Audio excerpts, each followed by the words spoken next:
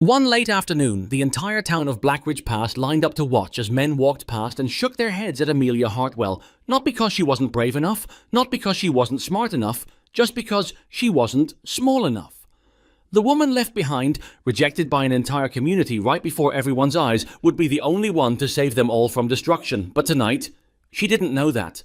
Tonight, she just stood there, alone, trying not to cry. If this story touches your heart, hit like now and comment the name of the city you're watching, so I know how far my story has traveled in this world. And don't forget to subscribe to the channel so you don't miss the next part. Now, let me tell you the whole story. The morning of the Blackridge Pass gathering started the way most mornings did in that part of the mountain frontier.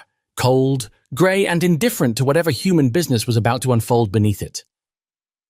Amelia Hartwell woke before first light.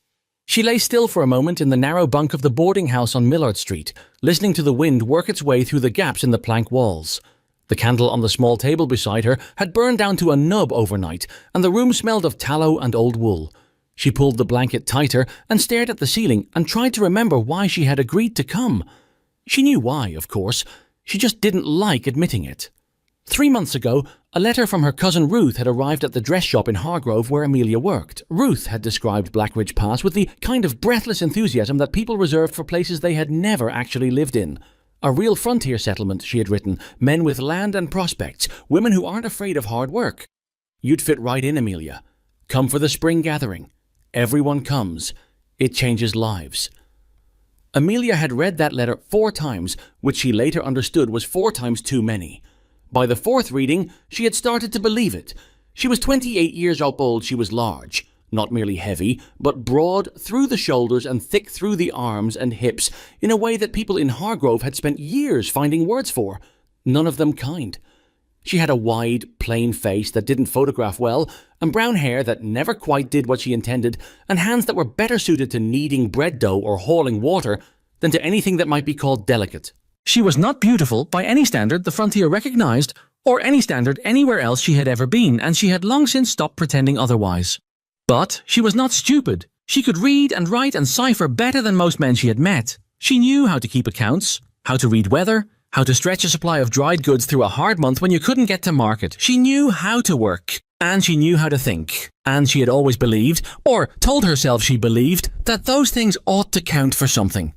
She got up, washed her face in the basin, put on the green dress she had brought specifically for today, the one that Ruth had approved in her last letter, stood in front of the small, warped mirror above the washstand and looked at herself without looking away, which was a habit she had developed years ago because she found it was better to see the thing clearly than to be surprised by it later. The green dress was a mistake. She had known it when she packed it and she knew it now. The colour was fine, but the cut was wrong. It bunched at the waist and pulled across the shoulders and made her look, she thought, like a poorly wrapped parcel. She considered changing into the brown one, then decided it didn't matter. Neither dress was going to change what she was walking into. She went downstairs and ate a breakfast she barely tasted. Tick. The gathering was held in the open field behind Halverson's Feed and Grain at the eastern edge of town where the ground leveled out before the mountain slopes took over again. By the time Amelia arrived, the field was already crowded. Women stood in clusters along the left side of the rope boundary that someone had strung between wooden posts, and men occupied the right, and there was an open space in the middle where, apparently, the introductions were meant to take place. Amelia counted roughly 30 women and perhaps 25 men, though more were arriving. The women ranged in age from what looked like 16 or 17 to well past 40. Some of them were plainly terrified and trying not to show it. Others had the look of people who had done this before and expected it to go a certain way. Ruth was waiting near the left boundary, waving. She was small and quick-moving, with reddish hair pinned up under a calico bonnet, and she had been married to her husband Dale for 3 years now and had 2 children and seemed, as far as Amelia could tell, genuinely content. She grabbed Amelia's arm when she reached her. "You made it! How was the boarding house? Did they feed you? You look tired." "I'm not tired," Amelia said. "You look it. Here." Ruth pressed a cup of something warm into her hands. "It's cider. Mrs. Halverson made it. How was the road from Hargrove?" "Long. They're starting soon." Ruth lowered her voice. "I want you to meet someone before they do. There's a farmer named Wallace Pruitt. He's got a good piece of ground up the south slope, 40 acres, and he's been widowed 2 years. I told him about you." Amelia looked at her cousin. "You told him about me." "Just that you were capable and sensible." and that you knew how to manage a household. Did you tell him anything else about me? Ruth's mouth went a fraction too still. He'll see for himself. Right, Amelia said. She drank the cider. It was sweet and a little too warm, and she was grateful for something to do with her hands. The formal part of the gathering began at 9:30, announced by a heavy-set man named Clement Boggs, who served as both the town's deputy magistrate and its self-appointed master of ceremonies for events like this. He stood on an upturned crate at the center of the field and spoke at a volume that suggested he did not entirely trust the crowd to pay attention without force. Ladies and gentlemen of Blackridge Pass and the surrounding territories, Boggs announced, welcome to the spring gathering. The purpose of this assembly is well known to all. Eligible men and women of this settlement and its neighboring communities come together to make acquaintance and, where interest is mutual, to make arrangement. There are no obligations and no guarantees.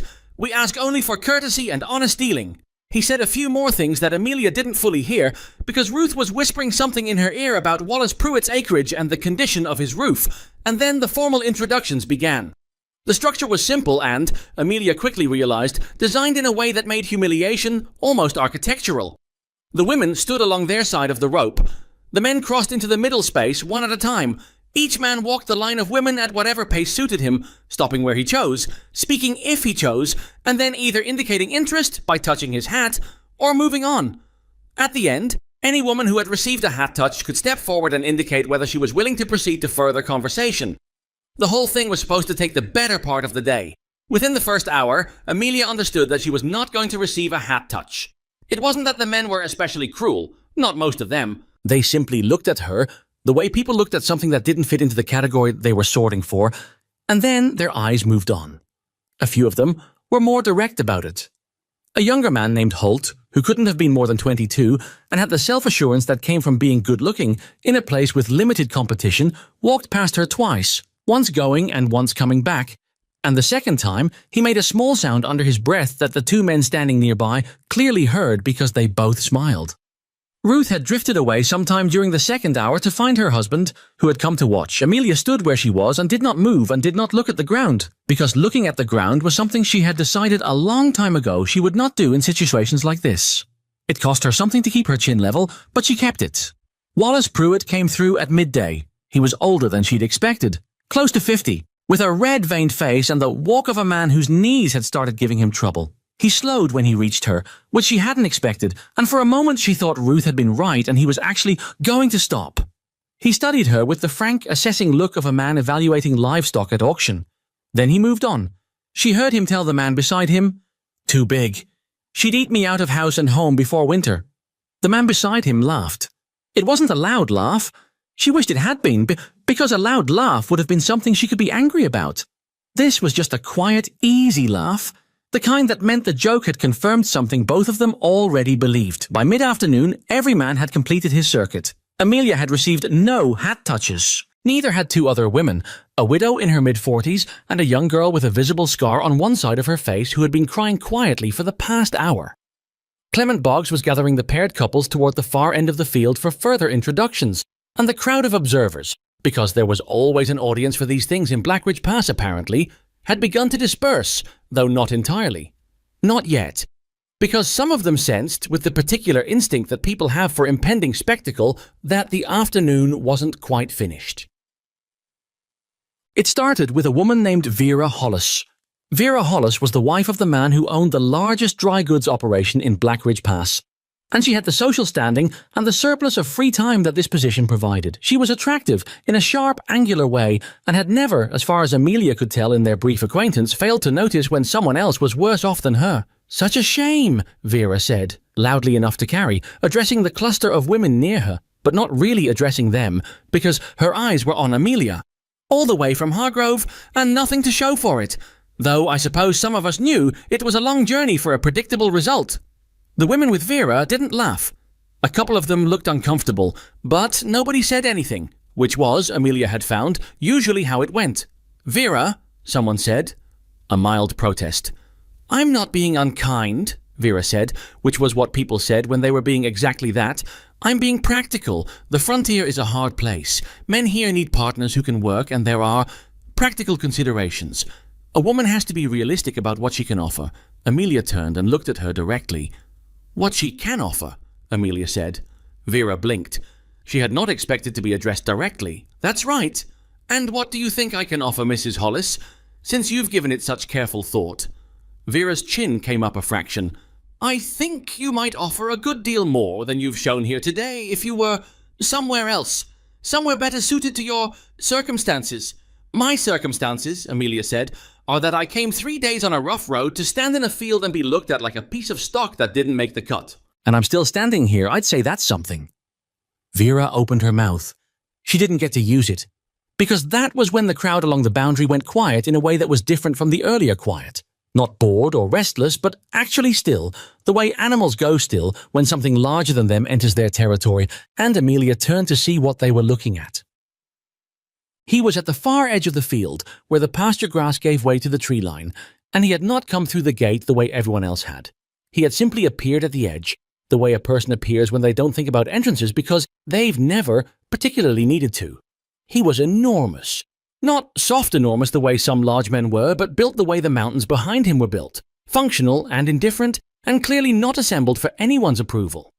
He stood well over 6 feet, and wore a heavy canvas coat that had been repaired in at least 3 places with different coloured thread, and his beard was black and long and not recently tended, and the rifle he carried was slung over his left shoulder with the ease of something he'd been carrying since before he could form the decision to carry it.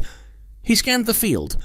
Not the way the men had scanned it earlier, with that performing quality, aware of being watched. He scanned it the way a person looks at terrain they need to cross. Practical, deliberate, looking for something specific. Someone near Amelia whispered, "That's Gideon Crow." She heard the name land on the crowd the way a stone lands on still water, rippling outward, changing the shape of the surface. She watched it happen. Men straightened. Women pulled back slightly without appearing to. Clement Boggs, who was still near the far end of the field, turned to look and then turned away again with the studied casualness of a man deciding this was somebody else's situation. "Crow," a man near her said, low, "what's he doing here? He hasn't come to town in 2 years." "He lives up past the Kettle Ridge," someone else said. "Deep in. Nobody goes up there." Nobody who came back talked well of it. Ruth had reappeared at Amelia's shoulder. "Don't look at him," she said quietly. "Don't make eye contact. He's not a man you want to attract attention from. There are stories." "What kind of stories?" "The kind where people stop coming back from the mountains." Amelia watched Gideon Crow finish his scan of the field. He stood still for a moment, and she had the impression he had found what he was looking for, or decided something about what he was going to do. Then he started walking. He didn't go toward the pairs gathered at the far end. He didn't go toward the magistrate. He walked along the length of the rope boundary, and the crowd along that side of the field parted for him without any apparent communication passing between them, like water dividing around a rock. He walked the whole length of the rope, and then he stopped. In front of Amelia. The quiet was absolute. Gideon Crow was close enough now that she could see his face properly, the weather-burned skin, the dark eyes that were not wild the way she'd half expected, but instead had a quality she could only describe as deliberate, like someone who had learned to look at things carefully because looking at them wrong had costs. There was a scar along his jaw that had healed badly, and his nose had been broken at least once. He was not, she noted somewhat absurdly, any sort of conventional version of handsome, but he was entirely real, which was more than she could say for most things she'd encountered today. He looked at her for a long moment without speaking. She looked back. She didn't look at the ground. "You're still here," he said. His voice was low and gravelled, like it didn't get used enough to stay smooth. "After all that, I'm still here," she said. He nodded once. Not with any warmth, but not without consideration either. "My name is Gideon Crow. I have land up past the Kettle Ridge, 30 miles north of this settlement. I came down today because I need a partner, not an ornament. Someone who can think and work and hold their ground." He paused. "I watched you hold your ground for 6 hours. Amelia was aware of every person in that field listening, the weight of it pressed against her like a physical thing. "You watched," she said, "from the tree line. Since morning." He said it without apology. "I needed to see who was worth talking to." She should have been angry at that. She thought about being angry at it, but she was tired. Tired in a specific, deep way that had nothing to do with sleep. And what he was saying was at least honest, which put it ahead of nearly everything else she'd heard today. "You're Gideon Crow," she said. "I've been hearing your name for the past 5 minutes. I know what they say." "And is it true?" Something shifted in his expression. Not quite a smile, but movement in that direction. Some of it. Which parts? He thought about it, actually seemed to think about it. The part about living in the deep mountains. The part about not coming to town. The part about not tolerating people who waste my time. And the other parts? She said. The parts about people not coming back? I can't speak to what other people have walked into in those mountains, he said. I can only speak to what you'd be walking into, and that's a hard piece of land on a hard elevation with hard seasons, and I won't lie to you about any of it. But it's mine, and nobody's taking it from me, and there's a life to be built there for someone who isn't afraid of the work. The crowd had gone so still that she could hear the wind in the pines at the edge of the field. Amelia looked at him.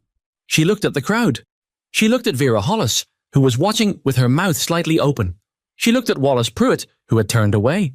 She looked at the young woman with the scar, who was watching her with something urgent in her expression, something that might have been hope. She looked at Gideon Crow. I have conditions, she said. He waited. I want to know what I'm agreeing to before I agree to it. All of it. Not a summary. Not the version that sounds acceptable. The real situation. Fair, he said. And if I decide I can manage it, I decide. Not because you chose me, because I chose this. He held her gaze. That's how it should work. She drew a slow breath. Then I'd like to hear more before I give you an answer. He nodded. Then he looked at Clement Boggs, who had been edging toward them with the expression of a man who wasn't sure whether to be officiating or retreating. Magistrate, if the lady agrees, I'd like to speak with her. Boggs opened his mouth, closed it, nodded.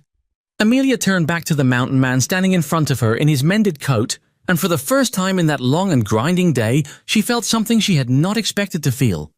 Not relief, not gratitude, nothing that required him for its existence. Just a narrowing of possibility into something she could actually hold, a door that had opened where a wall had been, and the quiet, private question of whether she had enough left in her to walk through it. She thought she probably did. They sat at the far end of the field, away from everyone, on the rough wood bench near the fence line. Gideon set his rifle across his knees and looked out at the mountains that were visible above the tree line to the north, and Amelia sat beside him with her hands in her lap and waited. He talked, not fluently, not the way a man talks when he's trying to sell something, with practiced pauses and assembled charm. He talked the way a person talks when they haven't done it much recently and are choosing words with care because words are not free, and he knew it. He had lived up past Kettle Ridge for 11 years. He had built the cabin himself over 2 winters. He ran trap lines along 3 ridges and traded the pelts at a post south of Hargrove twice a year. The land itself was 37 acres of a high valley, cut through by a cold, fast creek, backed against a granite face that blocked the worst of the north wind. He grew a kitchen garden when the season allowed and kept 4 goats and a mule named Archie, that he described without affection as the most obstinate animal he had ever encountered, and also the most reliable. The cabin had 2 rooms. The main room had a stove and a table, and the things you needed for daily living. The second room had been intended for storage, but had ended up with a second cot in it when a trapper named Selby had stayed through a hard winter 6 years ago. Selby had moved on come spring, but the cot was still there. The nearest other settlement was 12 miles west along a trail that was passable most of the year, but not in the deep months.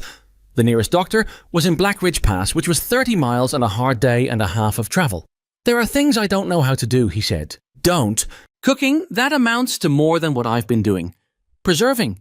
Managing the animals better than I do. The record keeping for the trap lines is, I can do it, but it's not organized well. I lose track. Amelia listened. You've been managing on your own for 11 years.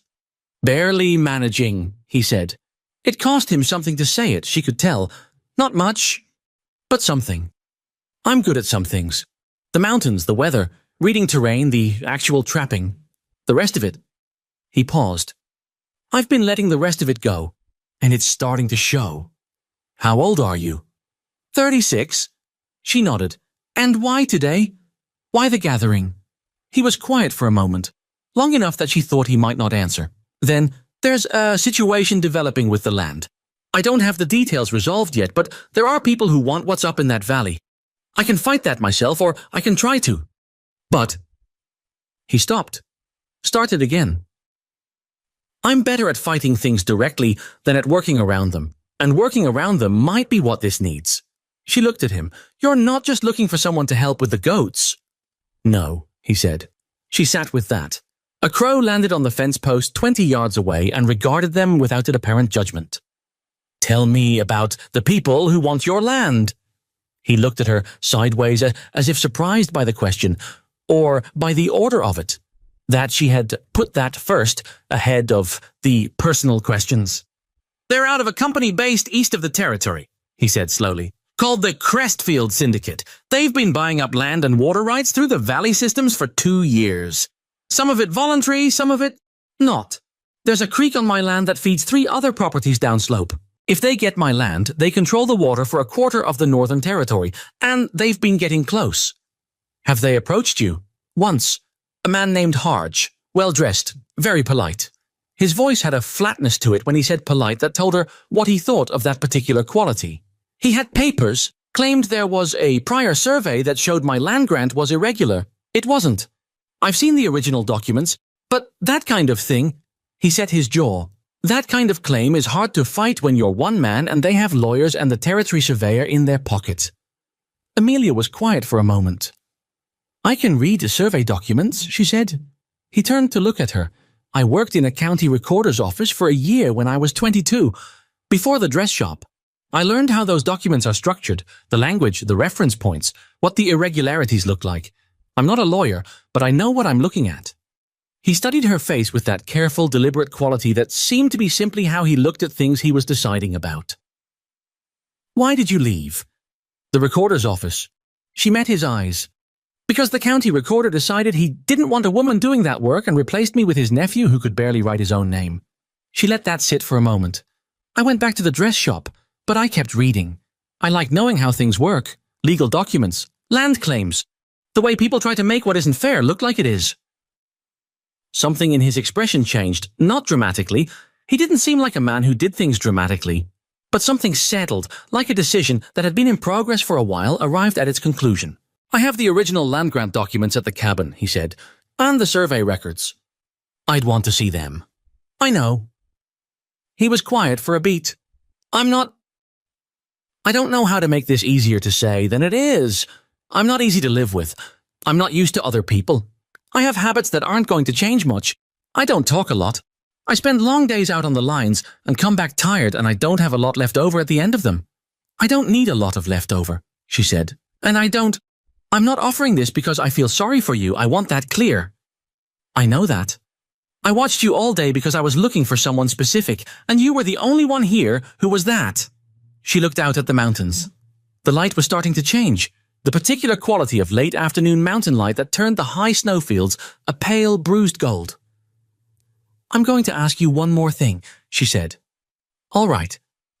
If I come up there and I do the work and it turns out I see something you can't, or I know something you don't, or my way of handling a problem is different from yours, are you going to argue with me just because you're used to being the one who decides?"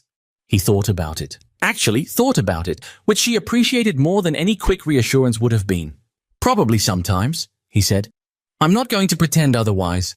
She almost smiled. "That's a more honest answer than I expected." "But I won't dismiss you," he said. "I watched you stand there all day when every reason to leave was being handed to you. I'm not going to turn around and treat you like someone who doesn't know her own mind." Amelia looked at the mountains again. She thought about the boarding house room with the dying candle and the warped mirror and the green dress that was the wrong cut. She thought about the recorder's office and the county recorder's nephew. She thought about Hargrove and the dress shop and 3 days on a rough road for a predictable result.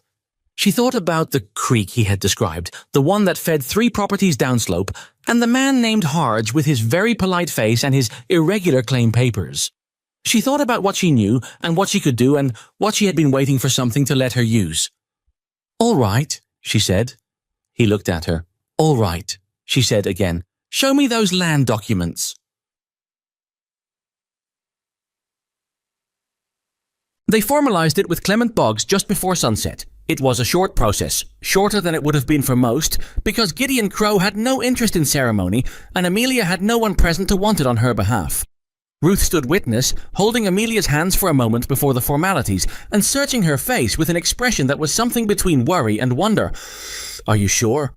Ruth asked, very quietly, so Gideon couldn't hear. "No," Amelia said honestly, "but I wasn't sure about coming here either, and here I am." Ruth exhaled, gripped her hands tighter. Be careful. I always am. The paperwork was brief and plain. Boggs signed it with a kind of neutral efficiency that suggested he had decided not to have an opinion about the situation. The small cluster of witnesses, mostly curious bystanders, a few of the remaining women from the gathering, watched in a silence that had different qualities in different faces. Some of them were bemused, some were uncomfortable. Vera Hollis was somewhere at the edge of the group, but Amelia didn't look for her. The young woman with the scar on her face was standing just inside the rope boundary. As Amelia turned to go, the young woman caught her eye and held it for a moment, and what Amelia saw there wasn't pity or curiosity. It was something quieter and more specific. Recognition, maybe. The look of someone who had also stood somewhere and been looked past, and was watching someone else refuse to accept that as the final word. Amelia gave her a small nod. The young woman nodded back. Then Amelia picked up her bag, which she had left at the fence post that morning with the hope that was harder to name than it was to carry, and she walked to where Gideon Crow was waiting at the edge of the tree line with his mended coat and his rifle and his mule. Archie, apparently, who was tethered to a pine and regarded her arrival with a deeply skeptical expression that she found, for no particular reason, reassuring. The settlement of Blackridge Pass was behind her. The mountains were ahead. The light had gone fully gold now, and would go to grey soon, and then to the profound specific dark of a mountain night that she had not yet experienced, but suspected she would need to develop opinions about quickly. Ready? Gideon said. She looked at the trees. She looked at the trail that wound up into them, narrow and rocky and climbing steeply into the last of the light. I'll need to see those documents before I can have a full opinion, she said. Something moved in his face again. Not quite a smile. Not quite, not one. Fair enough, he said. They started up the mountain. The trail up from Blackridge Pass was not a trail so much as a suggestion, a line of least resistance through the pines that someone had widened slightly by walking it repeatedly over many years. It switchbacked up the first ridge at an angle steep enough that Amelia was breathing hard within the first quarter mile, and she was not a woman who admitted to breathing hard. She didn't say anything about it, neither did Gideon. Archie the mule picked his way up the rocky path with the grim efficiency of an animal that had made this climb more times than he found reasonable and had stopped pretending it was anything other than work. Gideon walked ahead, not quickly, but with a steadiness that suggested the elevation did nothing to him, which Amelia noted with the specific irritation of someone watching a thing they cannot yet do being done without apparent effort. The light was failing fast. Mountain dark came in a different way than town dark, not gradually, not a slow dimming, but a dropping, like someone pulling a shade. By the time they cleared the first ridge, the sky above the pines had gone from gold to a flat, deep blue, and the temperature had dropped a solid 10 degrees. Amelia pulled her coat tighter and kept walking. How far? She asked. 4 hours at this pace, Gideon said without turning around. Less if the upper trail is clear. And if it's not? Then 5. She walked. The pine needles underfoot muffled the sound of her steps, and the only sounds were the mule's hooves on occasional rock and the wind moving high in the canopy and once something large shifting in the brush, maybe 40 yards to the left that Gideon registered with a slight turn of his head and then apparently decided was not worth stopping for. What was that? Amelia asked. Elk, probably, he paused. Maybe bear? Maybe bear, she repeated. They don't generally bother people on the move. Generally, he confirmed, with the tone of a man who was not going to elaborate on the exceptions. She kept walking. They reached the cabin at close to midnight. She knew it was close to midnight by the position of what stars she could see through the breaks in the cloud cover, which was knowledge she had picked up from a book on navigation she'd read 3 winters ago in Hargrove with nothing better to do, a habit she had of reading whatever was available, storing things away against some future use that she couldn't always predict. The cabin sat in a clearing at the far end of a narrowing valley, backed against the granite face Gideon had described. It was larger than she'd imagined from his description. 2 solid rooms of chinked log construction, a covered porch along the front, a separate small structure to the left that turned out to be the goat shed. A cold creek ran along the eastern edge of the clearing, audible but not visible in the dark. Its sound a constant, low-register presence beneath everything else. Gideon got the door open and lit a lantern inside, and she followed him in. The main room was... She took it in without commenting. There was a table with 1 chair, a stove that was functional but hadn't been blacked in some time, shelves along one wall holding canned goods and supplies in an order that had clearly made sense to one specific person and no one else. The floor was swept, but the corners hadn't been reached in a while. A coat hung on a peg by the door, and boots were lined up underneath it with a precision that was at odds with everything else in the room. The one thing he apparently cared about keeping orderly. On the far wall, pinned with a hunting knife through a corner, was a hand-drawn map. Large, detailed in ways that suggested it had been worked on over time, updated and corrected. She went to it without asking. It showed the valley, his valley, in careful relief, the creek marked and its tributaries, the property lines marked in dark ink, the ridge lines above. At the southern boundary, marked in red, was a notation she couldn't fully read in the lantern light. "Is this your land grant boundary?" she asked, tracing a finger just above the line. He had been putting water on the stove. He looked up. Yes. And the red notation? Where Hodge's survey claimed the line sat. He set the water pot down. 40 feet south of where my documents say it is. 40 feet. She studied the map. 40 feet in the right location, on terrain like this, could mean the difference between controlling a water source and not. She already knew that without needing to be told. "Where are the original documents?" "I'll get them in the morning," he said. "You need to sleep." She turned around. "I'd like to see them tonight." He looked at her across the room. Some kind of calculation was happening in his expression. Not resistance exactly, more like adjustment. The processing of a dynamic he hadn't encountered before. "All right," he said. He went to the second room and came back with a flat tin box, the kind used for keeping papers dry in wet conditions. He set it on the table, and she sat down in the one chair, and he pulled a second one in from the other room and set the lantern between them and opened the box. The documents were in reasonable order, which surprised her slightly. She had expected chaos, given the state of the shelves. But the papers were folded correctly, the oldest ones wrapped in oilcloth, and he had kept them together. She went through them methodically, and he watched her do it with the stillness of a man who had decided to wait rather than talk. The original land grant was issued 12 years back. She read it through twice.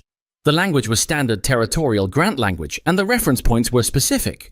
A survey marker on the east ridge, a creek confluence point to the south, a granite outcropping to the northwest. She set it aside and found the survey map that had accompanied it.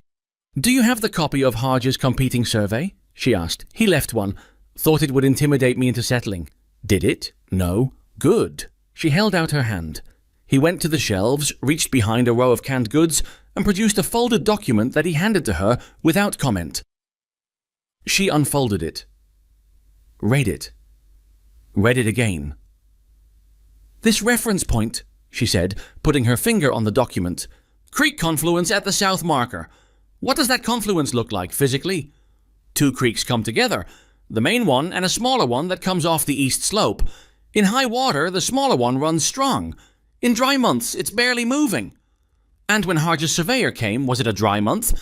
Gideon was very still. "Late summer," he said slowly. "It was a dry year." She looked up at him. If the smaller creek was nearly dry when they surveyed, the confluence point could have been misread. The actual meeting point of two active waterways would be different from what someone sees in August of a dry year. It would read south of where it actually sits most of the year. She put the two documents side by side.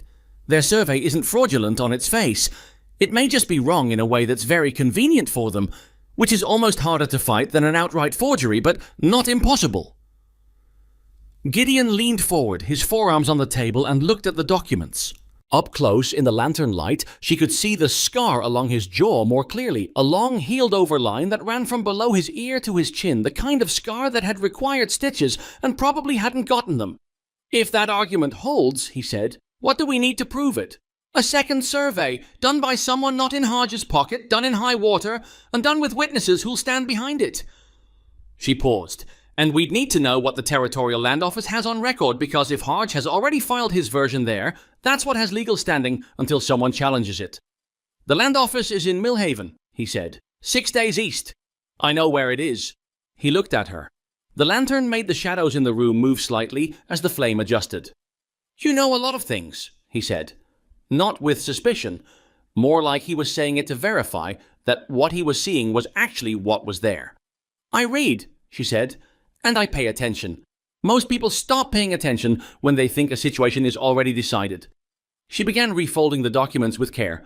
"The situation with your land isn't decided, but you needed to know what you were actually fighting, not just the shape of the threat." He was quiet for a moment. "I knew something was wrong with their survey. I couldn't prove it." "You could feel it?" "Yes." "That's not nothing," she said. "That's usually where the truth starts. With someone who can feel the wrongness of a thing before they can name it." She set the documents back in the tin box.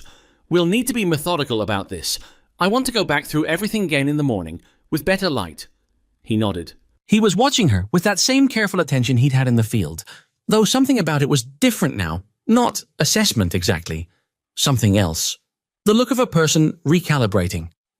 There's a second room, he said. I know. You mentioned it. The cot. It's not much. It's a cot, she said. I've slept on worse. The days that followed had a shape that Amelia hadn't expected, which was not the shape of two people carefully navigating each other, but instead the shape of two people getting work done because there was work to do, and standing around discussing it wasn't efficient. She was up at first light, which turned out to be the same time he was up, and they established without discussion that mornings were for the practical things. Feeding the goats, which were 4 opinionated animals with names she wasn't given and assigned herself. Margaret, Trouble, the Old One, and Small. Getting water. Making something that passed for breakfast. He drank his coffee dark and in silence, and she did too. And that turned out to be a point of compatibility that she hadn't anticipated mattering as much as it did. He spent his days on the trap lines, and she spent hers on the problems she had set for herself. The land documents, first. She went through them 3 times over the first 2 days, making notes in the margin of a piece of brown paper with a pencil, building a picture of what the original survey had established and where Harge's competing document had introduced its convenient error. On the 3rd day, she asked to see the actual creek confluence. Gideon took her out before midday. The trail to the south boundary ran along the east side of the valley, through stands of aspen that were still bare this early in the season, their white trunks standing in the cold light like something waiting to be decided. The creek on their left ran fast and loud with snowmelt, and she could see why it might look different in August. It was almost violent now, cutting at its banks, carrying a colour of grey-green that came from glacier water upstream. The confluence was at the base of a low rocky slope, where the East Slope Creek came in at a sharp angle. In high water, the meeting point was unmistakable, 2 bodies of rushing water colliding in a small churning pool. She crouched down and looked at the rock formation on the bank, where the water had carved a notch over years that marked the true meeting point as clearly as any survey stake. That notch, she said, has it always been there? Far back as I've known it? A notch like that takes years to form. It marks where the confluence has always been in high water, regardless of what it looks like in August. She stood. This is our argument. The land is defined by the permanent features of the terrain, not by what a surveyor saw during a drought year. We document this, the notch, the high water marks on the bank, the angle of the inflow, and we have physical evidence that the confluence is where your original grant says it is. Gideon stood beside her, looking at the creek. He had his arms crossed against the cold and his expression was not easy to read, but he was working something through. I've been up here 11 years, he said. I looked at this creek every day. I knew something was wrong with their survey, but I didn't know how to say it. You knew the land, she said. I know how the documents work. That's the whole point of 2 people. He looked at her sideways. Something moved in his face and then settled again. He was not, she was coming to understand, a man who said things he didn't mean, which also meant he didn't say things quickly. We'd still need a surveyor, he said. There's one in Blackridge Pass. I saw his sign on Main Street. Alderman, his name was. He does work for the Halverson family sometimes. They're connected to some of the same Eastern interests Hodge works for. They're not aldermen, she thought. Who's the nearest man who isn't connected to anything in this region? There's a government surveyor out of the Millhaven Land Office, name of Prater. He's territorial, not private, less easy to buy. Can you get a message to him? It'd take 10 days to get there and back. Then we should send it.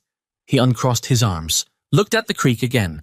Harge will come back before a spring's out. He'll push harder this time. He's been patient, but they have a timetable. I've heard it from a trader who does business down the valley. They want the water rights locked up before the summer season. I know, she said. Which is why we need the surveyor's report in hand before he arrives, and why we need to know what he has on file at the land office. She paused. I'll go to Millhaven. He turned to look at her fully. That's 6 days each way. I know how far Millhaven is. On your own, in early spring. On mountain roads, I can ride, she said, with a flatness that was not irritation exactly, but was the tone she used when a thing had already been said once and didn't need to be said as a question. And I can read a road. And I've been on harder trips than 6 days. He held her gaze for a moment. She could see him pulling back whatever objection he had been forming. I'll give you Archie, he said finally. I'd prefer a horse if you have one. Archie is the better choice for that road. Why? Because he's slow and stubborn, and he will not go off a trail edge under any circumstances, including persuasion, including danger, including anything. He has never once made a decision I was glad about, Gideon said, except the decision to stay on the trail. He's always done that. Amelia thought about this. All right, she said. Archie. She left on the 4th morning before the sun had cleared the east ridge. Gideon had packed the saddlebags the night before. Trail food, the copies of the relevant documents wrapped in oilcloth, a small amount of money he pressed on her without ceremony and she accepted without argument because arguing about it would have been foolish, and she was not foolish. He stood at the edge of the clearing as she mounted Archie, who received her weight with a long, suffering exhale through his nose that she was beginning to recognize as his default mode of existence. The main trail junction at 2 miles, Gideon said. Take the east fork, not the south. The south fork looks better, but it crosses a slide area that's unstable in the melt.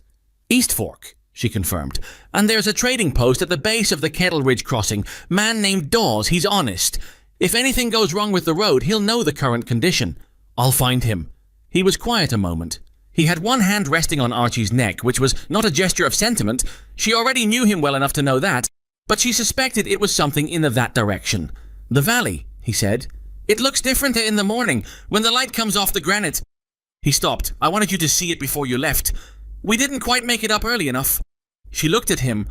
His face was its usual careful, contained thing, but there was something underneath that she had started to learn to read. Not easy to read, not obvious, but there.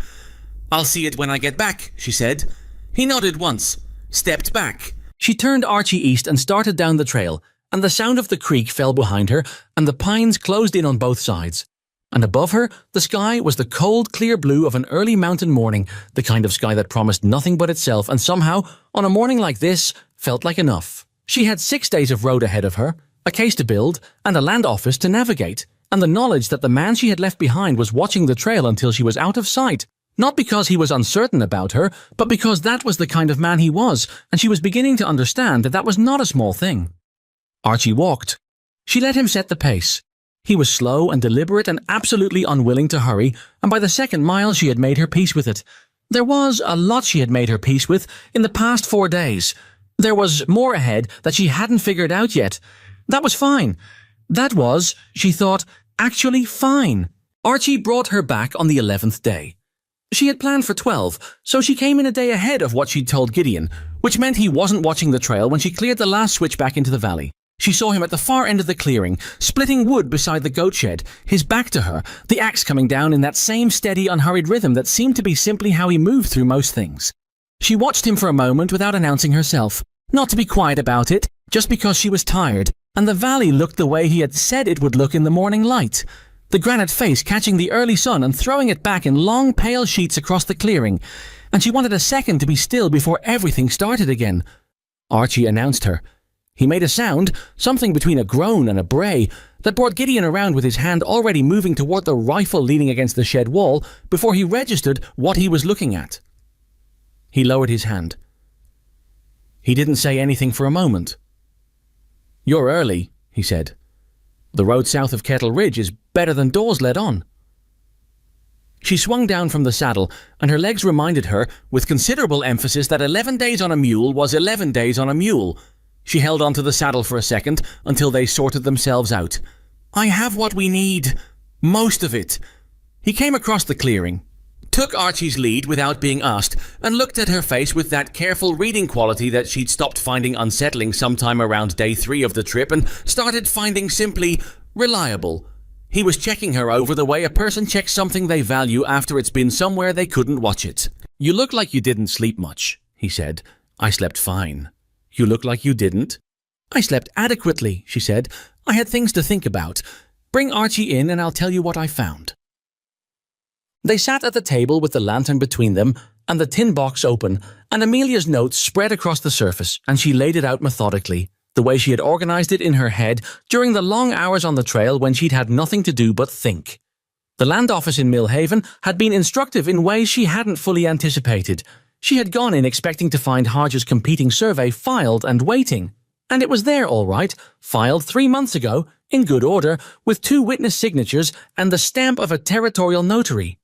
That part she had expected. What she hadn't expected was what else she found when she spent 2 hours going through the adjacent filing records. They've filed on 6 other properties in this valley system, she said, all within the past 18 months. 3 of them have already transferred. The owners accepted buyouts. 2 are contested, similar to yours, and 1, she found the page in her notes.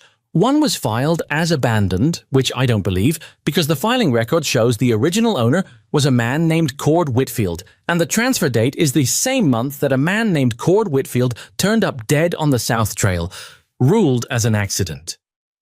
Gideon had gone very still. I don't know that it wasn't an accident, Amelia said. She kept her voice level because that was how she needed to say it. I only know the timing, but you should know the timing. I know Whitfield's name, Gideon said quietly. He trapped the lower valley. Good man. His wife moved east after he died. Everyone said he fell. Maybe he did, she said. But Hodge's company had a filing ready within the month. That's fast. That's very fast, for a property that supposedly no one knew was going to be available. Gideon put both hands flat on the table. He was looking at the papers but not reading them, looking through them at something else. So it's not just a legal fight, he said. I don't know that it's more than that, she said again carefully, but I think we need to act as if it might be, and I think we need to be smarter than they expect us to be. He looked up. What did the government surveyor say? Prater. That's the better news. She found the relevant document. I got to him before he'd seen Hodge's version. The land office clerk had the file pulled when I was there, and I may have taken longer than necessary to explain my reason for visiting, which meant Prater and I had a conversation before he saw what was already filed. She paused. He's not a man who likes being gotten to ahead of time by private interests. I told him what we had. The original grant language, the confluence argument, the notch in the rock. He's willing to come out and do a formal survey. He wants to see the physical terrain, not just the documents. When? He said 4 to 6 weeks. He has other obligations. Gideon shook his head. Hodge won't wait 4 to 6 weeks. I know. She had already thought through this. Which means we need to slow Hodge down, and we need to do it without giving him a reason to escalate. How do you slow a man like that down? By making him uncertain, she said. Hodge is operating on the assumption that you're alone, unadvised, and unlikely to know how to fight a land claim properly. He's been patient because he's confident. If he learns that there's a territorial surveyor coming, officially with land office authorization, it changes his calculation. He can't easily interfere with a government surveyor the way he can with a private one. It creates legal exposure. So we let him know. We let it become known, she said. Through channels that look like he's simply finding out. Not that we're telling him. There's a difference. If we tell him directly, he knows exactly what we have. If he hears it from a trader or someone at the Blackridge Pass General Store, he doesn't know how much we know, and he doesn't know how quickly Prater will actually come. Gideon looked at her. You thought all of this out on the trail. I had 11 days. You had 11 days and a mule. Archie is a reasonable thinking companion, she said. He doesn't interrupt. Something shifted in Gideon's expression, that almost movement, the thing that wasn't quite a smile, but lived in the same neighborhood. He looked down at the papers again, and she watched him work through it, the way his jaw set when he was thinking hard and didn't like the shape of what he was thinking about. There's something else, she said. He looked up. The trader I spoke with at Dawes's Post on the way back. His name is Sewell. He runs a supply route from Millhaven up through the Northern Valley settlements. He knew Hodge's company by name, which told me the Crestfield Syndicate is not being quiet about what it's doing. They're not trying to hide the acquisition, they're trying to make it look inevitable, like a natural consolidation of the territory. Like any opposition is just delay. She paused. Sewell also told me that there have been men in the valley, armed men, moving in pairs, not on any known trapline. 3 different sightings in the past month. I've seen tracks, Gideon said. It came out flat, like a thing he'd been sitting on. On the East Ridge, twice. I thought it was hunters. It might be hunters. But you don't think so. I think we should know who's on the East Ridge before Prater arrives, she said. Because if someone wanted to interfere with a survey, quietly, before it became an official record, the East Ridge is the position from which you could watch this valley and know when to move. The fire in the stove ticked. Outside, one of the goats, Margaret, she thought by the quality of the sound, made a noise and then went quiet. Gideon stood up from the table. He didn't pace, he wasn't a pacer, but he moved to the window and stood there with his arms crossed, looking out at the clearing and the tree line beyond it. "I've been thinking of this as a documents problem," he said. "A legal problem." "It is a legal problem," Amelia said, "but you are right that it might be more." "I don't want it to be more." He turned around. I'm not afraid of a physical fight, but that's not the kind of trouble you want on land you're trying to establish as legally yours. You start shooting at men on your property before you've proven the property is yours, and suddenly the story changes. Suddenly you're the problem. She nodded. That was exactly right, and she had been hoping he would see it without her having to lead him to it, because a thing a person figures out themselves stays with them differently than a thing they're told. "So, we don't shoot at anyone," she said. "We watch. We document. And if there are men on the East Ridge, we find out who sent them, and whether they're doing anything we can tie to the Crestfield Syndicate directly. And if they're not just watching, if they move," she met his eyes, "then we deal with that when it happens. One problem at a time." 3 days later, Harge came. He came up the valley trail in the early afternoon, alone this time, no outriders visible, though she suspected they weren't far. He was exactly what Gideon had described, well dressed for the terrain, which was itself a kind of statement, a brown wool suit that probably cost more than Amelia made in 6 months at the dress shop, boots that had been expensive before the trail got to them. He had a smooth face and a way of moving that suggested comfort with being the largest presence in whatever room he was in. He stopped at the edge of the clearing and called out before approaching, which was correct frontier courtesy, and Gideon came out onto the porch with his rifle in his hand, not raised, just in his hand, and said, "Harge." "Mr. Crow." Harge's voice carried well. "I was hoping to find you in. I wonder if we might have another conversation." "We had a conversation," Gideon said. "You showed me papers. I disagreed with them. I understand, and I respect a man who stands his ground." Harge came a few steps closer, and his eyes moved to Amelia, who was standing in the doorway behind Gideon. The movement was smooth, but she caught it. He hadn't expected anyone else to be there. "I wasn't aware you had company." "I'm not company," Amelia said. "I live here." A pause, a very small recalibration behind Harge's eyes. "Of course. My apologies." He looked back at Gideon. "Could we speak privately? I have a new proposal that I think you'll find more than fair." "She stays," Gideon said. Harge accepted this with a nod that cost him more than it appeared to. He came up to the foot of the porch steps and stopped there, below them, which she appreciated because it was either unconscious or it was a choice, and either way it told her something. "The Crestfield Syndicate is prepared to offer you a significant sum for the mineral and water rights in this valley," Harge said. "Not the land itself. You'd retain your home and your operating acreage. Just the rights to the creek and any mineral claims beneath the upper valley." "The creek is what makes this land worth having," Gideon said. "Of course, and the price reflects that." Harge named a figure. Amelia kept her face still. The figure was not nothing.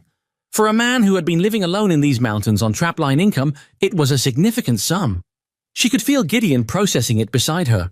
"What does Crestfield do with the water rights?" she asked. Harge looked at her with the careful attention of a man who had just decided she was worth taking seriously. "The syndicate has interests in several settlement operations in the lower valley. Water rights ensure reliable supply for those operations." "Which operations specifically?" "I'm not at liberty to—" "Then we're not at liberty to discuss terms," she said. "Water rights to this creek affect 3 properties downslope. If we sell them to an entity we don't know the plans of, we're not just making a decision about this land. We're making a decision about our neighbor's land, too." She let that sit. "We're not prepared to do that without full disclosure of the intended use." Harge looked at her for a moment. Then he looked at Gideon. Then he looked back at her with the expression of a man who had come expecting a certain kind of conversation and found himself in a different one. "I see," he said pleasantly. "There's also the matter of the territorial survey," she said. "We've requested a formal review of the boundary question by a government surveyor out of the Millhaven Land Office. I imagine your legal team would want to factor that into any timeline you're working with." The pleasantness in Harge's expression didn't disappear, but it changed quality. Went from something easy and warm to something that required maintenance. "A government survey," he said. "Filed formally. Mr. Prater will be coming out within the month." She said it calmly, without emphasis, the way you'd mentioned the weather. "We wanted everything above board." "Of course," Harge said. "Of course you would." He looked at Gideon. "Well, I won't take more of your time today. I hope you'll think carefully about our offer, Mr. Crow. The Syndicate is a reasonable organization, and we prefer reasonable resolutions." "We prefer accurate ones," Amelia said. Harge smiled at her. It was a professional smile, fully constructed, with nothing behind it. Good day, ma'am. He turned and walked back across the clearing, and she watched him go, watching specifically his pace. Whether it changed, whether there was any direction his eyes moved toward before he entered the tree line. His eyes went left, just for a moment, toward the east ridge. She noted it. When he was gone, Gideon let out a slow breath and lowered the rifle. He didn't come here to make a deal, he said. No, she agreed. He came to see what we knew. Now he knows we have the surveyor coming and that there's someone here who understands the documents. She stepped back inside and went to the window that faced the east ridge. And he confirmed what I suspected about the men on the ridge. Gideon came to stand beside her, the eye movement. You saw it too. Yes. His voice was quieter now. Not afraid. She had stopped believing he was capable of that kind of fear, but different. The tone of a man who has had a thing he hoped was one thing confirmed as another. So, they're his. Most likely. She looked at the tree line on the east slope. Nothing visible, nothing moving. But they were up there. He's not going to wait for Prater. We bought some time, but not as much as I'd hoped. He'll do something before the survey. What do you think he'll do? She thought about the filing record she'd seen in Millhaven, the transfer date matching the death date, the way it had all been very fast, very clean. I think he'll try to create a situation, she said, something that makes it legally complicated to proceed with the PCR survey. An incident or a challenge to our standing, or... She stopped. I don't know exactly, but I know he has people on that ridge, and I know he's running out of patience, and I know we need a plan that doesn't rely on waiting for Prater. Gideon was quiet beside her, looking at the ridge. What kind of plan, he said. She was already working it out, had been working it out in the back part of her mind since she'd seen where Harge's eyes went. One that uses what we actually have, she said, not what we wish we had. She turned away from the window. There was work to do, and the afternoon was shortening, and the men on the East Ridge were waiting for something she intended to make sure never arrived in the form they expected. The plan started with the lie, which Amelia was not proud of, but was not going to apologize for either. She spent the evening after Harge's visit writing 2 letters. The first was to Sewell, the trader who ran the supply route through the Northern Valley, a man she had spoken with for less than an hour at Dawes's post, but had read well enough to believe he was the kind of person who repeated interesting information in the natural course of his business. Not out of malice, but out of the simple human habit of having something to say. She told Sewell that the survey had been moved up, that Prater was coming within the week, not the month, and that they were expecting several witnesses from Blackridge Pass to be present for the formal boundary documentation. She asked Sewell to let the relevant parties know, as she wanted no confusion about the timeline. The second letter was harder to write. It was to a man named Alderman, the very surveyor she and Gideon had discussed not using, the one with Halverson connections and, therefore, Crestfield-adjacent sympathies. She didn't hire him. She simply wrote to him requesting a consultation on survey methodology in the Northern Valley, framed vaguely, the kind of letter that would mean nothing specific, but would be seen by whoever Alderman showed it to. And Alderman, she had already calculated, would show it to someone. Men like Alderman always showed things to someone. What she wanted was noise. Overlapping, slightly contradictory noise about who was coming and when, what documents existed, what witnesses were being gathered. She wanted Harge's picture of the situation to be blurry enough that he would move before he was ready, and she wanted to be ready when he did. Gideon watched her write both letters without interrupting. When she finished and set down the pencil, he said, "What does the noise buy us?" "It makes him rush," she said. "And rushing men make choices they'd regret if they had more time. And if he rushes in a direction we didn't plan for." She looked at him. "Then we adjust." She said it steadily, but she heard the edge in her own voice, not from doubt about the plan, but from knowing what she was asking both of them to carry. "I'm not going to tell you this is certain. I don't know what he'll do exactly. I just know that a careful man with a careful plan on a generous timeline is much harder to beat than a man who thinks his window is closing." Gideon was quiet for a beat. "We need to be off the low ground when he comes." "I know." "The ravines north of the East Ridge," he said slowly. He got up and went to the map on the wall, the hand-drawn one she had studied on her first night here. He put his finger on a section she hadn't paid much attention to, a tight series of lines indicating steep terrain north of where the creek curved, frozen most of winter, still iced now, early spring like this. A man who doesn't know those ravines in ice. He didn't finish the sentence. "Show me," she said. He took the lantern to the map and traced it with his finger. The ravines ran in roughly parallel cuts across the northern slope, carved by meltwater over years, maybe 30 or 40 feet deep at the center, with walls that were near vertical in places and coated in a layer of ice that had built up through the hard months and would not fully release until late spring. The trails through them were narrow and required knowing exactly where to step, which rock held, which patch of ground was solid underneath the ice, where the overhangs were stable, and where they'd shed without warning. Gideon knew all of it. He had walked those ravines in every season for 11 years. He knew them the way she knew the structure of a land grant document, not by thinking about it, but because it had become part of how he understood the world. "If we can draw them in there, Shire," she said, "they won't follow us in willingly," he said. "They'd have to believe they had a reason." "What if they thought we were running?" she said. "Not tactically, actually running. Scared, disorganized, heading north because south is cut off." He looked at her. "You want to look like we've broken. I want them to think we've broken. There's a difference." She studied the map.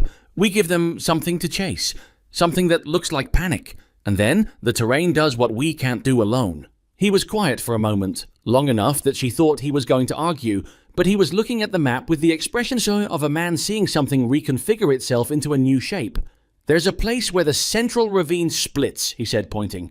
"If you don't know it, you take the wider branch. The wider branch dead ends at a granite face 60 feet up. No exit, no climb out, not on ice, not without equipment." He paused. "If you know it, you take the narrow left fork. Comes out on the upper plateau in about a quarter mile. How narrow is the narrow fork?" "2 men abreast, maybe." He looked at her. "One large man." "Could I get through it?" He considered her. "Yes," she nodded. "Then that's the exit."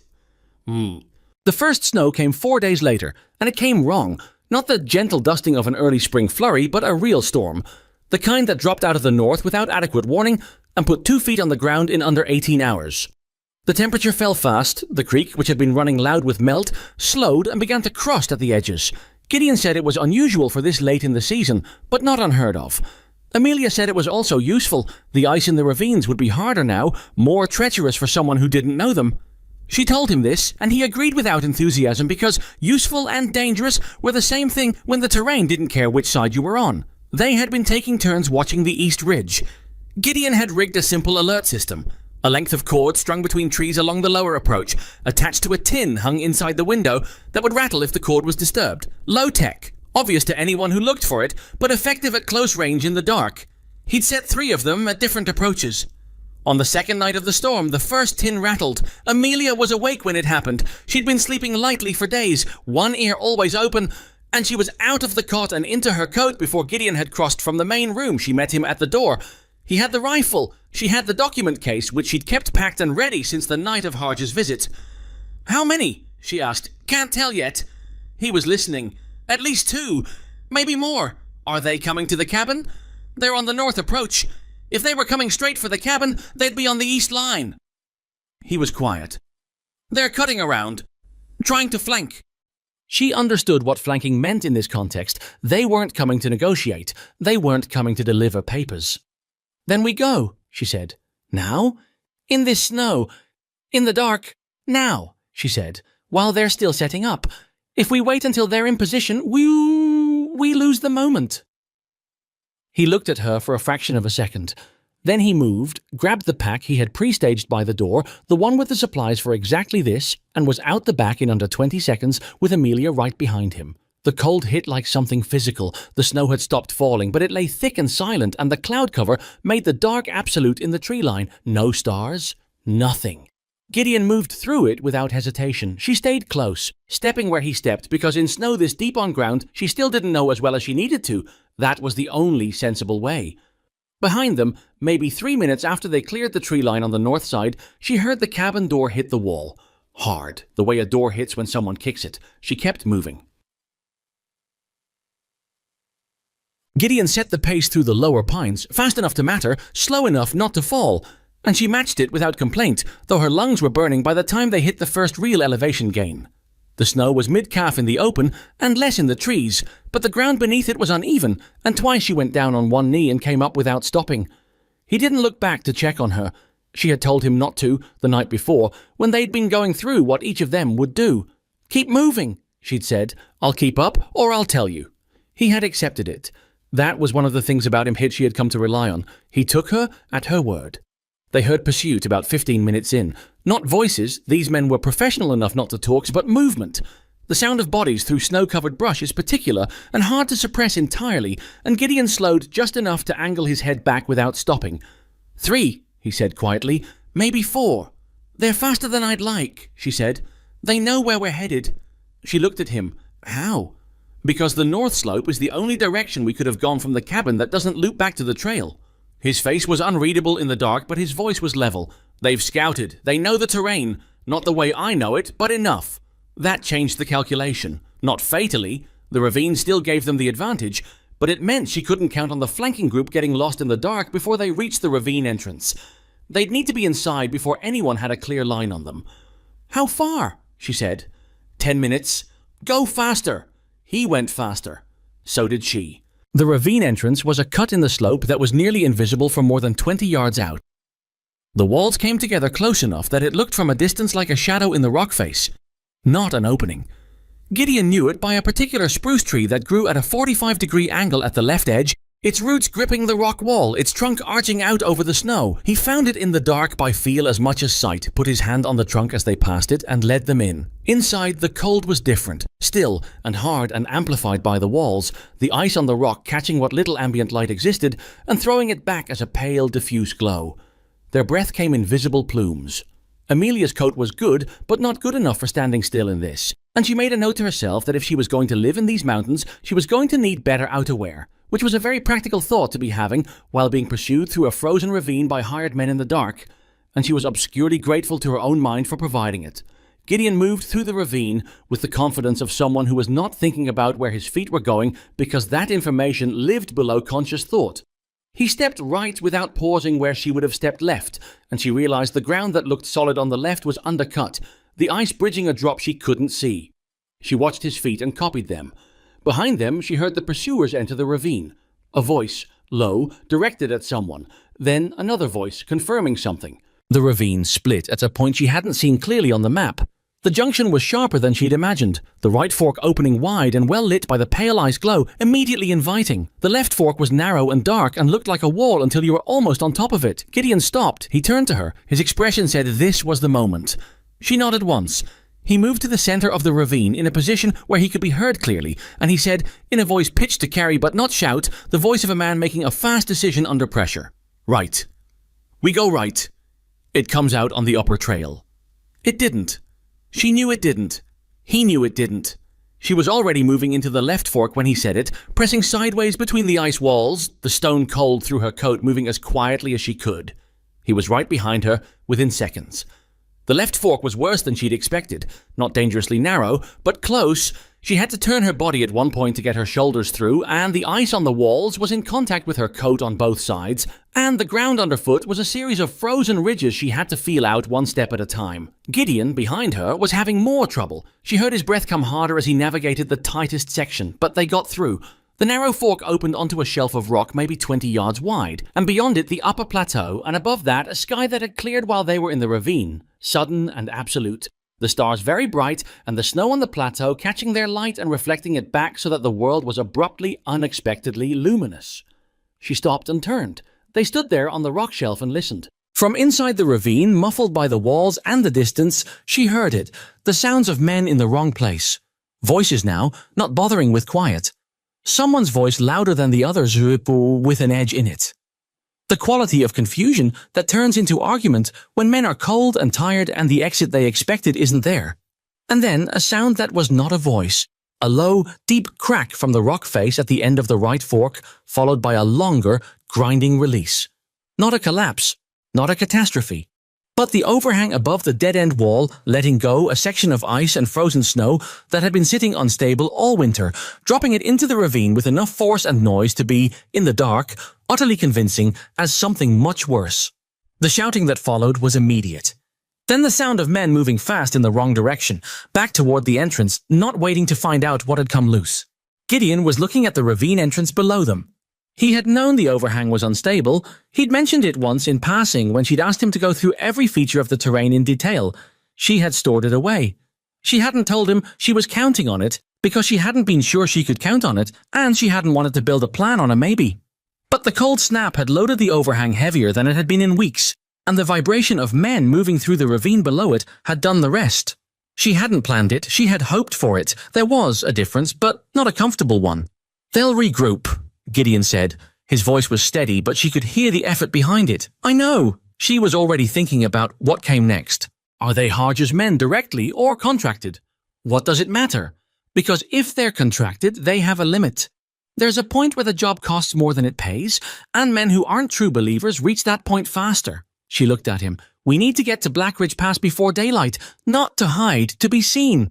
Publicly, with witnesses, so that whatever Harge tries to file next doesn't fit the timeline he needs." He looked at her for a long moment. The starlight made his face difficult to read, but she didn't need to read it. She could read the silence well enough by now. "The South Trail is open," he said. "We can get to the pass in 3 hours at push." "Then we push," she said. He turned toward the plateau trail. She fell in beside him this time, not behind. The ground up here was open, and she knew enough of it to walk level with him, and it seemed in the specific and unrepeatable clarity of that moment on the high rock with the stars very close and the sound of frightened men retreating into the dark below them like the right way to do it. They walked fast. The cold was still absolute, and her feet had gone to the specific wooden numbness of feet that are working too hard to bother hurting yet, and the plateau stretched ahead in the starlight like something enormous and indifferent and entirely beautiful, and she thought of the document case in her pack and the letters she'd sent and the tin rattling on the cord in the dark and Harge's eyes going left toward the east ridge, and she thought that sometimes you did everything as right as you could and it still came down to an unstable overhang doing what unstable overhangs did, and you either called that luck or you called it preparation finding its moment, and she had always preferred the second version. Behind them, the ravine was silent now. The men were gone. The mountain kept its own counsel, the way it always had, the way it would long after everyone involved in this particular human argument had stopped mattering to it. But for now, for this night, it had been on their side, and Amelia Hartwell was not going to waste what it had given them. She kept walking. They reached Blackridge Pass at just past 4 in the morning. The settlement was dark and cold and almost entirely silent. The snow on Main Street undisturbed except for a single line of boot tracks that led from the livery to the boarding house and nowhere else.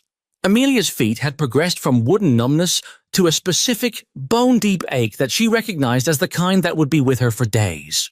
Gideon's face was tight with cold in a way she hadn't seen before, the particular tightness of a man who has been outside too long in temperatures that don't care about him. They went to the magistrate's office first. Clement Boggs did not appreciate being woken before dawn. He came to the door in his long underwear with a lantern and an expression that moved through irritation and into something more complicated when he saw who it was and what the state of them suggested about the kind of night they'd had. "Mrs. Crowe," he said, which was the first time anyone had called her that, and she noted it without stopping to feel anything about it because as there wasn't time. "Mr. Crowe? What in the—" "We need to make a formal statement," Amelia said. "Tonight. Now, before anything gets filed that contradicts what actually happened." Boggs looked at them. He looked at the snow on their coats and the state of their boots and whatever was in their faces that the lantern light was showing him. "Come in," he said. She talked for an hour. Boggs wrote it down, his handwriting slow and deliberate, asking questions when she moved too fast, which she did twice because her mind was running ahead of her mouth. She laid out everything in the order it had happened: the visit from Harge, the men on the East Ridge, the night approach, the flight through the ravines. She described the sounds she had heard when they entered the cabin, the direction of pursuit, the number of men she had estimated. She was careful to say estimated and careful to say what she knew directly versus what she had inferred, because a statement that overreaches is easier to attack than one that is precise about its own limits. Gideon confirmed what she said and added what she had not been in position to observe. The specifics of the cord alerts, the direction the first tin had rattled from, the tracks he had read in the snow at the cabin's north approach before they'd run. When it was done and Boggs had read it back and they had both signed it, Boggs set down his pen and looked at them across his desk with the expression of a man who has been sitting with the weight of something for a while and is deciding whether to say it. "Harge has a contact in this settlement," he said. "I should tell you that. I don't know who, but things I've said in my own office have gotten back to him faster than they should have." Amelia looked at him. "How long have you known that?" "Suspected. 3 weeks." He held her gaze steadily. "I should have said something sooner." "Yes," she said. "You should have." She said it without heat, because the man knew it already and adding heat wouldn't change it. "Who has access to your office?" "The deputy, 2 clerks, anyone who comes in for filings." He shook his head. I've been going through it. Don't tell anyone we're here, Gideon said.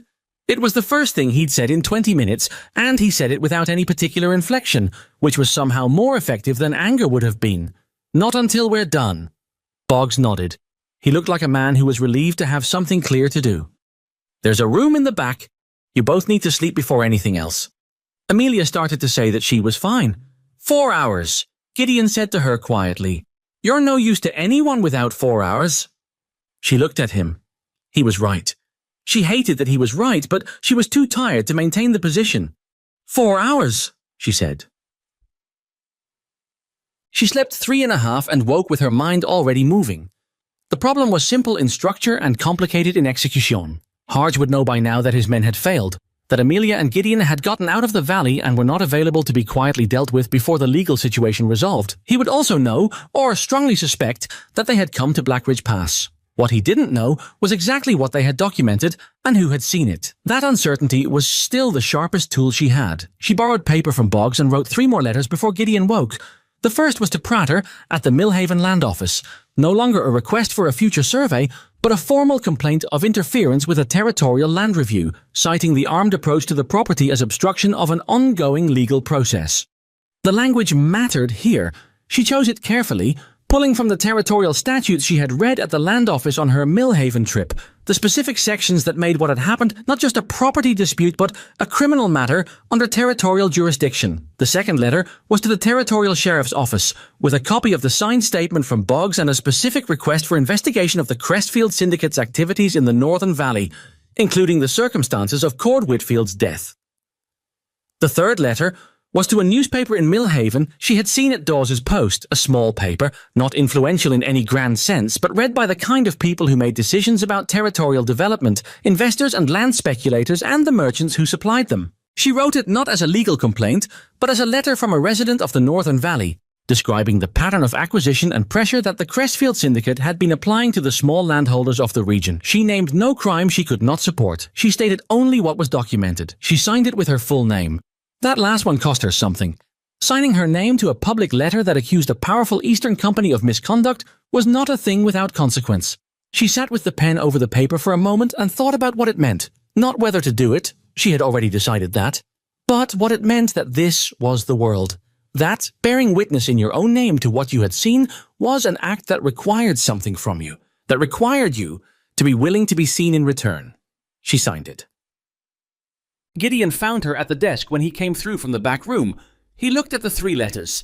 He didn't say anything for a moment. The newspaper one, he said finally. I know, she said. They'll know it was you. They already know who we are. That's not the risk. She looked up at him. The risk is that nothing is said at all. That's the risk. That Harge files another document and another and makes enough noise in enough offices and nobody outside this valley ever knows what the pattern looks like. He picked up the newspaper letter and read it. All of it, slowly. Set it down. You're not just fighting for the land, she said. No, Whitfield, and whoever comes after us if this works. She straightened the letters into a stack. The Crestfield Syndicate doesn't stop at one valley. If they get what they're after here, they move. They're already moving. The only thing that slows that kind of operation down is sunlight. People knowing what it looks like, what it does, how to recognize it when it's happening to them. Gideon sat down across from her. He looked at the letters and then at her, and there was something in his face that she hadn't seen before. Not the careful reading quality, not the almost smile, but something more direct than either. Something that had decided to come forward. When I came to that gathering, he said slowly, I was looking for someone practical, someone who could help with the land problem. That's what I told myself. She waited. I think I'd been alone a long time, and I didn't know how to say that was the part that mattered, so I didn't. He said it the way he said things that cost him. Straight, no softening, because softening it would have made it easier to take back. I'm not saying it well. You're saying it fine, she said. I should have said it sooner. You're saying it now. He looked at her across the table with the 3 letters between them, and the cold morning light coming through the magistrate's window, and the settlement of Blackridge Pass starting to wake up outside, someone's boots on the boardwalk, a horse being led somewhere, the ordinary sounds of a day beginning. I want you to know that I know what I have, he said. That's all. I just wanted you to know I know it. Amelia looked at him for a moment. She thought about the gathering. The long afternoon in that field, the men walking past, the weight of standing still and not looking at the ground. She thought about what she had expected to find in Blackridge Pass and what she had found instead. And she thought about how the thing you need and the thing you expect are almost never the same shape, and how that is terrifying right up until it isn't. "I know what I have too," she said. It wasn't a declaration. It was just true, and they both knew it was true. And that was enough for that particular morning. Prater arrived 17 days later. He came with a deputy from the territorial sheriff's office, a quiet, thorough man named Cass, who had read Amelia's complaint and had questions of his own about Cord Whitfield, and a second surveyor as witness, which Prater had arranged himself because he was, as she had assessed him in Millhaven, a man who did not like being gotten to ahead of time by private interests and had taken the complaint of obstruction personally. Harge was not in the valley when they arrived. He had left Blackridge Pass 2 days after Amelia and Gideon's statement was filed, and no one had seen him since, which told her something about how confident he had been in the midnight approach and how quickly that confidence had recalibrated when it failed. But the Crestfield Syndicate's legal machinery was still running. There were 2 lawyers in Millhaven who had been retained, and they filed a challenge to the territorial survey request on procedural grounds the same week Prater set out. The challenge was denied. They filed a second one. That was denied too. Prater, Amelia suspected, had some feelings about that as well. The survey took 3 days. Amelia walked every foot of it with Prater, carrying the original documents and the notes she had made on her first visit to the confluence. She showed him the notch in the rock at the creek junction, the one that marked the high water meeting point of the 2 streams as clearly as anything man-made could have. Prater crouched over it for a long time, measuring, making notes. His assistant took measurements from 3 different angles. On the second day, Prater stood up from the confluence and looked at her. "The boundary in the original grant," he said carefully, "is consistent with the permanent physical features of this terrain." "Yes," she said. "Harge's survey was conducted in late summer of a drought year." "Yes." "The confluence point he documented would have been south of the actual permanent confluence by approximately 40 to 50 feet. He looked at the creek, which is exactly where the boundary line moves if you use his numbers." "Yes," she said. He looked at her with the expression of a man who has found exactly what he expected to find and is not pleased about it, not because the finding is wrong, but because it means what it means. "This wasn't an error," he said. "No," she said. "I don't think it was." He closed his notebook. "You'll have my report within 30 days. It will say what the terrain says." That was all. It was enough. The territorial sheriff's investigation into Cord Whitfield's death took longer, 4 months through most of the summer, during which Amelia and Gideon went back to the valley and rebuilt what the night intruders had damaged in the cabin, which was the door and a window and a shelf of supplies they'd apparently gone through looking for the document case. They repaired it. They planted the kitchen garden later than ideal and got a partial crop from it. The goats, Margaret, Trouble, the old one and Small, required the usual management, and Archie continued to be Archie. She sent 2 more letters to the Millhaven newspaper. The second one was picked up and reprinted in a paper in the territorial capital. In August, the Crestfield Syndicate withdrew its competing land claim against Gideon Crow's property. The withdrawal was filed quietly, without explanation, the way these things were always done when the people doing them had decided the cost outweighed the gain. No admission of anything. No accounting for what had been attempted, just the legal equivalent of a door closing in the dark. 2 weeks after the withdrawal, the Territorial Sheriff's Office announced that the circumstances of Cord Whitfield's death had been reclassified as suspicious pending further investigation, and that an individual connected to the Crestfield Syndicate's field operations had agreed to provide testimony in exchange for reduced charges on an unrelated matter. Amelia read the announcement in a copy of the territorial paper that Sewell brought up on his supply route. She read it twice. Then she folded it carefully and put it in the tin document box with the land grant papers and the survey records and the copy of Prater's report, and she closed the box and put it back on the shelf. She stood there for a moment with her hand on the shelf. It wasn't satisfaction, exactly. It was more complicated than that. Cord Whitfield was still dead, and his wife was still east, and the Crestfield Syndicate still existed as an entity and would find other valleys and other people without the specific combination of stubbornness and document knowledge and 11 years of terrain familiarity that had been present in this one. She knew that. She had no illusions about having fixed the thing, only about having held one piece of ground against it, which was not the same as winning, but was not nothing either. You do what you can reach. That was something she had learned in the recorder's office in her 20s when the county recorder replaced her with his nephew, and she had understood for the first time that the world was not organized around fairness and that this was not going to change because she found it disappointing. You do what you can reach, and you do it as well as you can do it, and you do not let the size of what you cannot change convince you that the size of what you can is worthless. It was not a cheerful philosophy, but it was a true one. And she had found that true and cheerful were rarely the same thing, and that true was the more useful of the two. In September, Ruth came to visit. She came up the trail on a horse Dale had borrowed from the livery, with a basket of things from the settlement and the specific energy of a woman who has been waiting to see something with her own eyes for months. She arrived at the cabin in the late afternoon and stood in the clearing and looked at the valley. The granite face catching the last sun, the creek running clear and fast in the early autumn cold, the kitchen garden in its late-season state, the goat shed with its 4 opinionated residents, the cabin itself with its 2 solid rooms and its covered porch, and the map on the wall inside that had been updated twice since spring. "Well," Ruth said. "Well," Amelia said. Ruth looked at her cousin for a long moment, at the state of her hands, which were not the hands of a woman who worked in a dress shop anymore, at the way she stood in the clearing. Not like someone visiting it, but like someone who knew exactly where the ground was solid and where it wasn't. At whatever was in her face that hadn't been there at the gathering in spring. "You look different," Ruth said. "I'm sure I do." Ruth stopped, started again. "When I saw you at the gathering, standing there at the end, after everyone had—" She didn't finish that sentence. She didn't need to. "I thought I'd made a mistake, bringing you. I thought I'd done something to you." "You didn't," Amelia said. "I know that now." Ruth looked at the valley again. "I just wanted to see it." Gideon came out onto the porch. He acknowledged Ruth with a nod that she returned, and he went back inside without ceremony, which Ruth watched and then looked at Amelia with a question in her expression.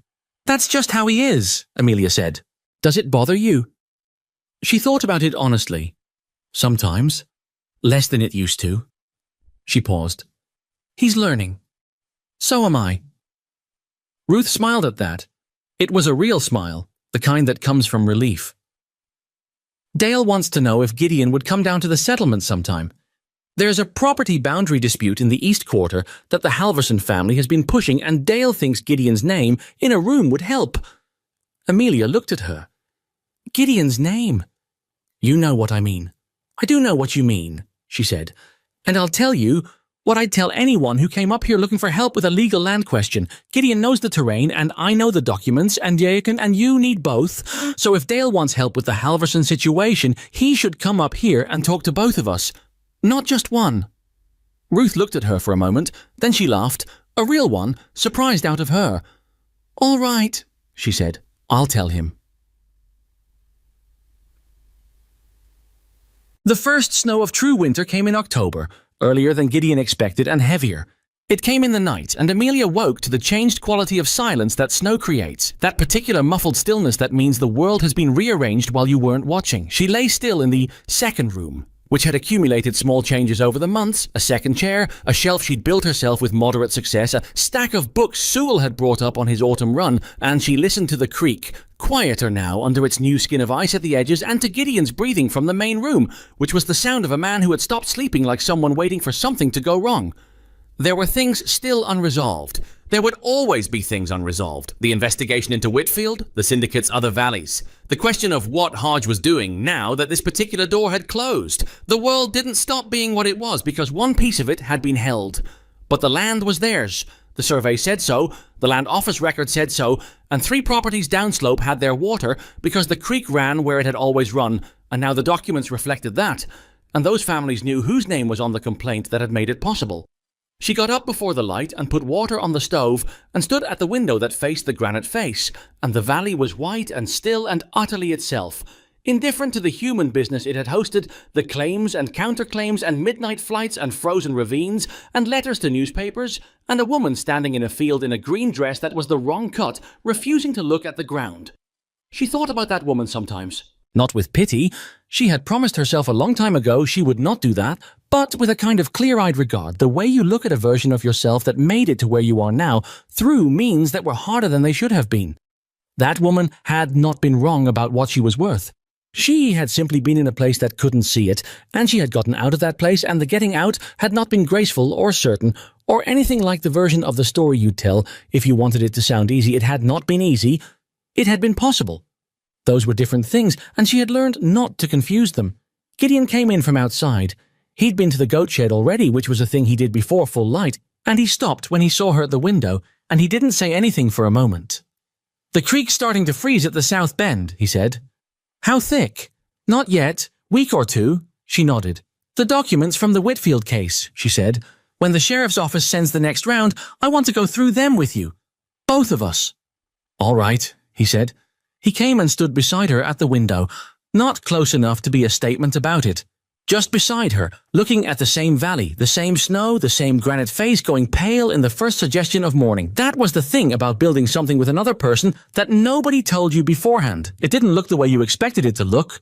It wasn't a moment or an arrival or a thing you could point to and say, "There, that's when it happened." It was an accumulation of ordinary mornings and hard decisions and arguments that got resolved imperfectly, and silences that meant different things at different times, and the gradual, unremarkable process of two people learning to stand in the same place and look at the same thing and trust that the other one is seeing it too. It was not romantic. It was better than romantic. It was real. Outside, the valley held its snow and its creek and its granite and its cold, and Blackridge Pass was 30 miles south with its judgments and its gatherings and its people who had watched a woman stand alone in a field at the end of a long day and decided that was the final word on her.